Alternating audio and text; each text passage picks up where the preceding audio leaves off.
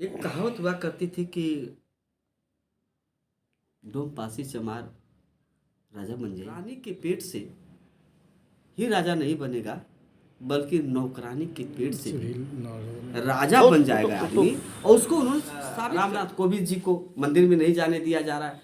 आप कहेंगे कि बहुत बड़ा पद है। द्रौपदी जी को जो है कि संसद भवन में जाने नहीं दिया गया। जो नया संसद भवन है, देश का बहुत बड़ा पद है। नमस्कार दोस्तों, हम इस समय चिड़ैयाकोट मऊ में हैं और बहुत ही कद्दावर नेता और कहीं न कहीं कोई भी जो पार्टियां होती हैं और बड़ी स्तर की पार्टियां होती हैं तो हमारे छोटे तबके के नज़दीक के नीचे ज़मीनी स्तर के नेता और काफ़ी निर्भीक होके वो लोग मेहनत करते हैं ताकि वो पार्टी शीर्ष पर पहुँचे। हमारे बीच राजेश भारती जी हैं, इनसे बातें करेंगे।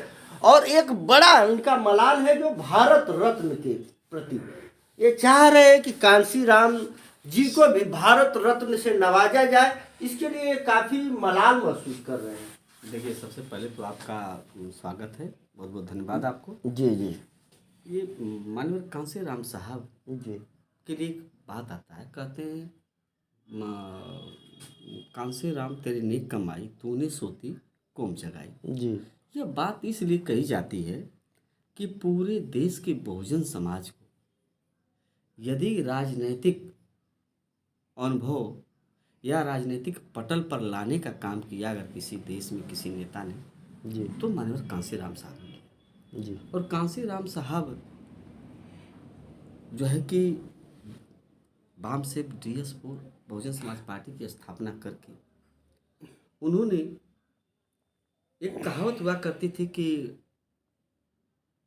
डोम पासी चमार राजा बन जाई, लेकिन उसको झूठ करके उन्होंने साबित किया कि रानी के पेट से ही राजा नहीं बनेगा, बल्कि नौकरानी के पेट से भी राजा बन जाएगा आदमी। और उसको उन्होंने साबित कर दिया बहन कुमारी मायावती को। उससे पहले तो हमारे देश के जो संविधान के रचयिता डॉक्टर भीमराव अम्बेडकर ने पहले ही साबित कर दिया है कि देश के लिए एक सुप्रसिद्ध संविधान बनाया। आज हमारा देश संविधान हम बता रहे उन्होंने मानव जो बाबा साहब डॉक्टर BR अम्बेडकर हैं, संविधान में वो ताकत दे दिया था जी कि मैंने वह अधिकार दे दिया है। देखिए, आपने कहा सही कहा, लेकिन बात अंतर है उसमें। जैसे बाबा साहब ने कहा कि मैंने संविधान में वह स्थान दे दिया है, वो अधिकार दे दिया है कि आने वाले समय में देश के अगर बहुजन जाग जाएगा तो वो जमीन पर करके दिखा देगा कि नौकरानी के पेट का जो बच्चा होगा वो राजा बन जाएगा। मैंने वो अधिकार दिए थे, लेकिन प्रैक्टिकली उनके समय में हो नहीं पाया था। प्रैक्टिकली कोई मुख्यमंत्री नहीं हो पाया था, लेकिन उसको रचनात्मक तरीके से जमीन पर अगर नौकरानी के अगर बेटी को अगर राजा बनाने का काम किया तो मानवर साहब कांसी राम ने किया। उन्होंने साबित कर दिया। वो बात मैं कर रहा हूँ।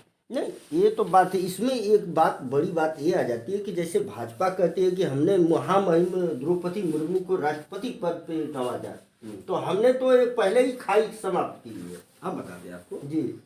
माननीय कांसी राम साहब कहा करते थे जी कि जब राजनीतिक साख बढ़ी उस समय देश के प्रधानमंत्री अटल बिहारी वाजपेयी ये चाहते थे कि हम जो है कि राष्ट्रपति बन जाएं। जी। लेकिन उन्होंने कहा कि राष्ट्रपति पद हमें नहीं चाहिए, हमें अगर आपको देना हो तो प्रधानमंत्री बना दो। जी। हम प्रधानमंत्री बनेंगे। राष्ट्रपति जो होता है वो देश के प्रधानमंत्री और देश के जो सांसद होते हैं, देश के प्रधानमंत्री, उनके हिसाब से वो निर्वाचन उनका हो जाता है। उनकी बहुमत होती है, वो किसी को भी राष्ट्रपति बना देते हैं। हमें वो नहीं चाहिए। मुझे वह पद चाहिए जिसके माध्यम से देश की सारी व्यवस्था चलती हुई, जिसके माध्यम से देश का जो शासन प्रशासन जो भी हमारा एक संविधान जो भी संविधान में संशोधन करने की शक्ति हो, संविधान में बदलाव लाने की शक्ति हो, या देश में कोई नई व्यवस्था देने की शक्ति हो, तो वो ताकत हमें जो होनी चाहिए वो हमको ताकत मिली। ये प्रधानमंत्री वाला कुर्सी दीजिए, नहीं तो राष्ट्रपति का कोई उन्होंने मतलब नहीं समझा, कोई उसका वो बहुत बड़ा पद नहीं समझा माननीय कांसी राम साहब ने। कहने के लिए देश का सबसे बड़ा पद है, लेकिन आप देख रहे हैं ना यही रामनाथ कोविंद जी को मंदिर में नहीं जाने दिया जा रहा है। आप कहेंगे कि बहुत बड़ा पद है, द्रौपदी जी को जो है कि संसद भवन में जाने नहीं दिया गया। जो नया संसद भवन है देश का बहुत बड़ा पद है, नहीं जाने दिया गया। ये क्या है? अभी ये जो है कि ये राम मंदिर बना है, उसमें जो गर्भगृह है, उसमें संपादकीय में हमने पढ़ा था कि गर्भगृह में उनको नहीं जाने दिया गया। वो ये दुख की बात है। तो आज भी हमारे लोकतंत्र में कहीं न कहीं जातिगत वर्ण व्यवस्थाएं आज भी जकड़ी हुई है, ऐसा मान रहे हैं। जाति व्यवस्था पूरी तरह से जकड़ी हुई है। अभी तो ये कह रहे हैं आईएएस दिव्यकृति सर जो पढ़ाते हैं दिल्ली वाले, वो कह रहे हैं कि शहरों में जाति देखी नहीं जाती, लेकिन जातिवाद है। जैसे वहां पे मजबूरी है, वो मेट्रो जा रही है, भीड़ बहुत ज्यादा है, अगर उसमें जाति देखेंगे तो वो अनटचबिलिटी है। टचबिलिटी अनटचबिलिटी कैसे होगी? वो टच होना है, एक आदमी दूसरे आदमी को छुएगा, तो अगर वो जाति मानेगा तो दूर हटेगा, तो या तो मेट्रो से बाहर जाए। अगर उसको जातिवाद का ध्यान रखना है, परहेज करना है किसी जाति से, तो मेट्रो से बाहर जाए। तो वहां मजबूरी है कि वहां जातिवाद दिखेगी नहीं, लेकिन जातिवाद है। अभी वहां जाकर के एक है कि मैं चमार जात से हूँ, मुझे रूम चाहिए, नहीं मिलेगा। मैं मुसहर जात से हूँ, मुझे रूम चाहिए। मुझे डोम जात से हूँ, मुझे रूम चाहिए, नहीं रूम मिलेगा। जातिवाद वहां समझ में आ जाएगा। कहीं न कहीं लोकतंत्र में जनता मालिक है और जनता को अधिकार है दोस्तों। और आज लोग कितना भी जाति पाति की खाई और पाटने की कोशिश कर रहे हैं, लेकिन कहीं न कहीं आपका मानना और आप लोग भी समझ रहे हैं कि आज भी हमारा देश जाति पाति के खाई से उभरा नहीं है। एकदम। देखिए भाई, इस एक बात के लिए हम बधाई देंगे कि उधर जो सरकार थी, नीतीश सरकार थी बिहार में, और वो थे तेजस्वी जी थे। दोनों लोगों के पैक्ट के समय जो गठबंधन करके उप मुख्यमंत्री थे, वो मुख्यमंत्री थे, उस समय वो जाति जनगणना करवा ली है।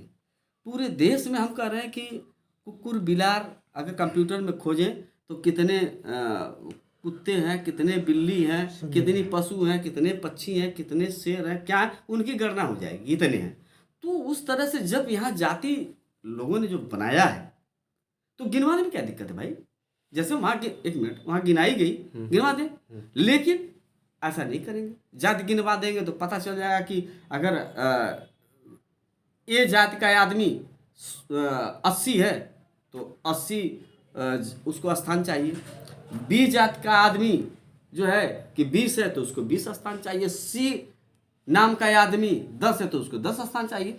जब उसकी संख्या का पता चलेगा तो उसके हिसाब से उसकी व्यवस्था भी सरकार बनाएगी। अच्छा नेताजी, जब ये सब सारी बात कर रहे हैं तो बिहार की बात आपने कही, तो कहीं न कहीं ये जो नेता होते हैं, चाहे सपा हो, बसपा हो या बहुजन हो या जो भी हो, ये नेता अपने निजी फायदे के लिए 9वीं बार नीतीश बने हैं मुख्यमंत्री।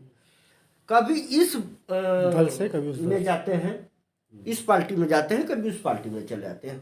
कहीं न कहीं लोग, जो हमारी जनता है, प्रजातंत्र लोकतंत्र है, ठगी महसूस करती है। देखिए एक बात बता दें, ये तब निजी फायदे के लिए लोग चले जाते हैं। आप नेता हैं इसलिए कर रहे हैं। जैसे आप जो कर रहे हैं, ये बहुत अच्छा सवाल किया। देखिए, कोई आदमी अपने इतिहास को बरकरार रखने के लिए अपनी ज़मीर को ख़त्म नहीं करता है।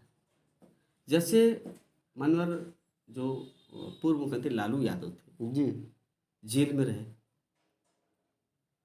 उनके साथ उनकी पूरी उम्र गुजर गई, काफ़ी दिन तक जेल में जी, लेकिन फिर भी उनका विरोध जो है बरकरार है। जिस तरह से बोलते थे, जो तेवर था उनका, आज उसी तेवर में उनके लड़के भी हैं जी, लगभग उन्हीं के पद चिन्ह पर वो भी काम कर रहे हैं, वो भी काम कर रहे हैं। कहने का मतलब ये है, वो कह रहे हैं कि मैं गठबंधन में होकर के जितनी मैंने नौकरी दे दिया, ये भारत के सरकार के लिए एक मिसाल है, चुनौती है कि मेरे अगर एग्जाम्पल पर अगर काम करे तो देश के करोड़ों लोगों का भला हो जाएगा। नहीं तो कहने का मतलब ये है कि वो इतिहास बनाने वाला आदमी और इतिहास में टिके रहने वाला आदमी, वो कभी दल नहीं बदलता है। जैसे ये दल बदल गए, ये ठीक है, लाभ हो जाएगा, कमा लेंगे, रुपया पैसा दौलत हो जाएगा, लेकिन जो इनका इतिहास होगा वो मिट जाएगा, इतिहास नहीं बनेगा। इतिहास बनाने वाला आदमी धन दौलत और सुख सुविधा की तरफ नहीं जाता, वो त्याग कर देता है, समर्पित हो जाता है। अच्छा, आप कितने दिन सालों से बसपा के लिए समर्पित हैं? मैं तो मैं तो लगभग समझ लीजिए कि जब से होश संभाला हूँ तब से आज भी बहुजन समाज पार्टी के तो काम। आपको नहीं लगा क्या कि दल बदल करके हम भी कुछ कर ले? भाई अगर मुझे ऐसा लगा होता तो मैं पार्टी को बदल दिया होता। सबसे बड़ी बात दोस्तों, कद्दावर नेता राजेश भारती जी हमारे थे और हम इस समय चिड़ैयाकोट के मऊ में हैं। कहीं ना कहीं हमारे देश को वे नेता जो कि अपने फायदे के लिए और निजी फायदे के लिए दल बदलते हैं और अपने ही जनता उनको चुनती है और उनको फर्श से आसमान तक पहुंचाती है। वो जनता के पैसे से बड़े बड़े जेट में और बड़े बड़े एयर में घूमते हैं।